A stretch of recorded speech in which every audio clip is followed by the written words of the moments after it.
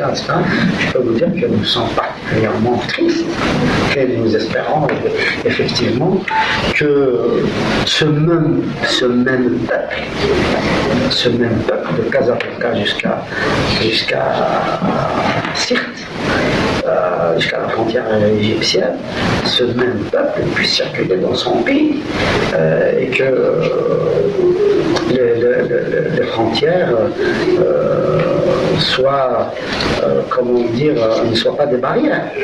Que nous avons, en tout cas nous, Kabyles, nous voulons bâtir l'Union nord-africaine. L'UNA à la place de l'UMA. L'UMA, Union du Maghreb arabe, qui exclut, rien que par cette dénomination-là, qui exclut la mazérité, qui est le socle de cette région du monde, incontestablement. On n'a pas besoin d'interroger l'histoire, il suffit de regarder les lieux, de regarder les visages, de regarder les rituels, de regarder les rythmes, les sons, etc., pour savoir que nous sommes dans un pays amazigh et le recouvrement de cette dignité amazigh doit se faire dans le cadre de l'UNA, et donc nous sommes particulièrement malheureux que les frontières soient fermées. Nous voulons que les intellectuels puissent se retrouver, que les associations puissent se retrouver, que les syndicats puissent se retrouver, que les chambres de commerce puissent travailler ensemble, que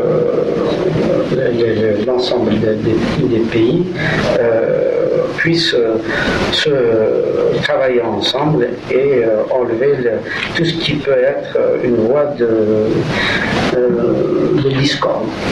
Donc voilà ce que nous pensons. Et pour la dernière question, à savoir l'impact des Turcs et des Français, je vais vous dire l'impact des Turcs, en tout cas sur l'Algérie, et particulièrement sur la Kabylie, quasiment nul.